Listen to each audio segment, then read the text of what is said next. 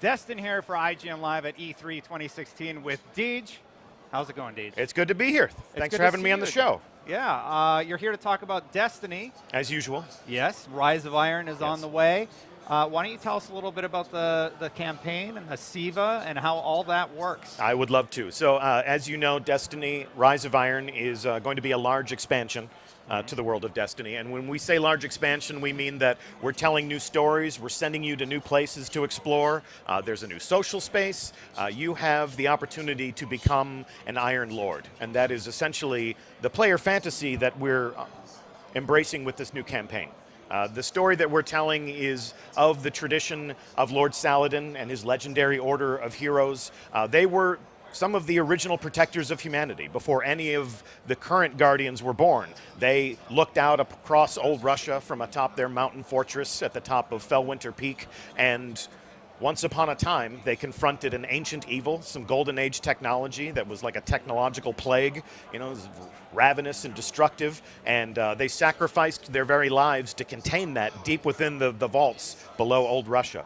And Lord Saladin, ever since, as the sole survivor of the Iron Lords, has been training the Guardians, as you well know, in the Iron Banner. That monthly ritual in the Crucible has been an exercise to prepare humanity for war in the event that SIVA, this technological plague, were to ever emerge again and threaten us anew. And it has one thing that players on last-gen consoles should know is that Rise of Iron will not be coming to those platforms. It's only coming to Xbox One and PS4. This is true. And that's because, as you have told IGN, 90% of players are on those two platforms.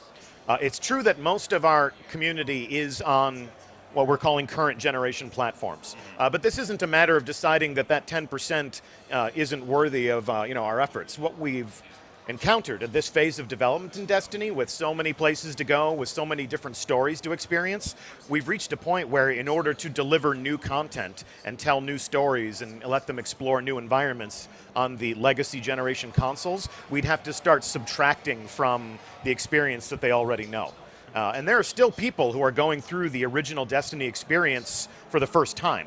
And instead of diminishing that, what we've decided to do is sustain it in its current state, deliver the new content on the current generation platforms. You'll still be able to play Destiny if you're on a PS3 or an Xbox 360. When Rise of Iron launches, it'll still be something that you can enjoy on the legacy gen, but Rise of Iron is a current gen exclusive.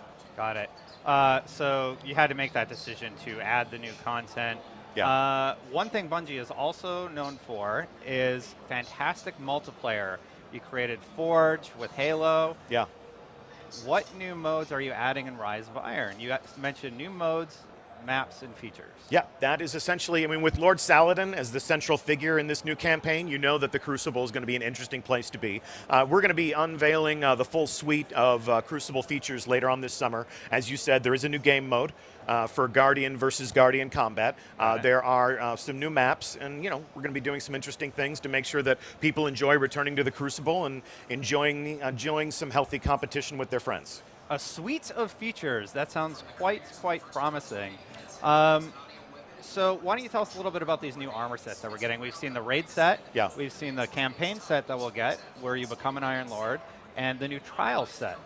Yeah. What can you tell us? Well, I mean, the Destiny player experience is all about creating a unique character, upgrading your character, making it more powerful, and the things that people equip, the weapons that they wield, really sort of defines them as a player. At a glance, you can take a look at a Guardian and say, this is a champion of the Crucible, this is a hardcore raider, this is a person who has sworn fealty to a specific faction.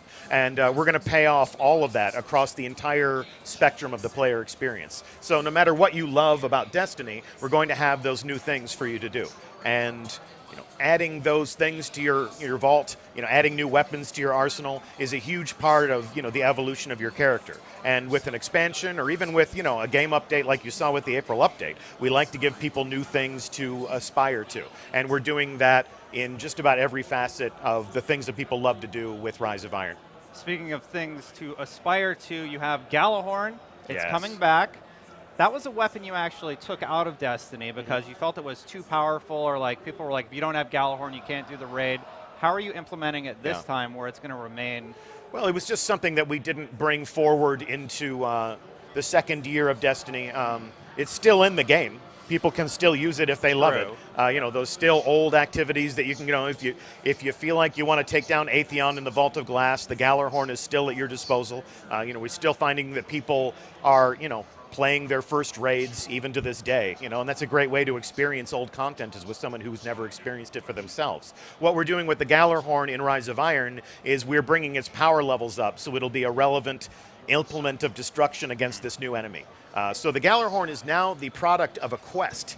And this is really my favorite thing about the fact that the Gallarhorn is returning to prominence and relevance, is the fact that people aren't waiting for it to drop. They are participating in a very specific quest where they get to forge their own weapon.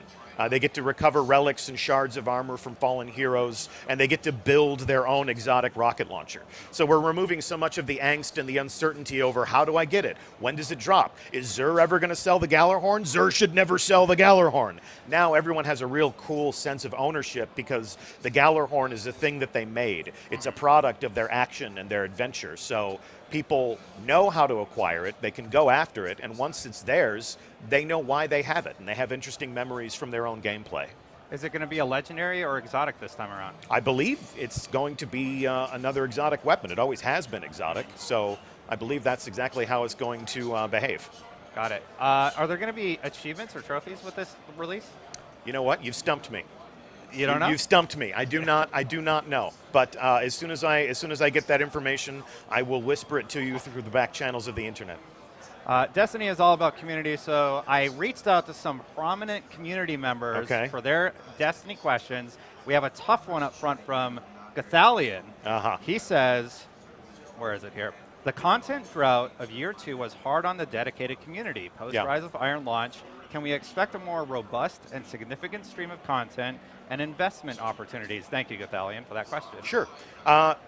We're going to create content that we feel is worthy of the passion and the enthusiasm of our community. We're going to create content that we feel meets our standards. We've invested a lot of love and passion into the creating a world that you would want to explore, creating the things that you would need to build a character that you care about, and we're going to do those things steadily, but we're going to make sure that we do it right, and we're going to take the time that we need to do that right. At the same time, the live team is still committed to making the world of Destiny an interesting place, a world that calls you back into the world of Destiny to do and enjoy new things. I can't commit to a specific cadence. I can tell you that Rise of Iron is coming out September 20th, so that's something to look forward to. Just yesterday, we had the June update, which has, sort of done some class balancing and, weapon tuning. New chroma colors came online, so we're always working on Destiny content. The promise I can make is that we're committed to making sure that the Guardians have a fun place to explore and to express themselves, and I'm excited about what the future holds. Holtzman from Planet Destiny asks, could you give an approximate size to the plague lands? Larger than the Dreadnought, similar to Venus? The Dreadnought is a new landing zone in Old Russia. In terms of the actual size of it, we're enjoying some of our first... You said the Dreadnought is a new landing zone. I'm sorry. Plague Lands. Yes, the Plague Lands is a new landing zone on Earth. So for the first time, what we've done is we're taking an existing destination and we're creating a new place where you can put your boots on the ground. We've all landed in Old Russia many, many times. It's the first time, you ever played Destiny. That's really where your adventure began. What we're doing now is going beyond the wall. We're going beyond the Cosmodrome to explore a new landscape. In terms of the size and scale of that, what I'd like to do is save that for another reveal where we actually, invite the community to see the Plague Lands, and then we'll show them, where those boundaries are.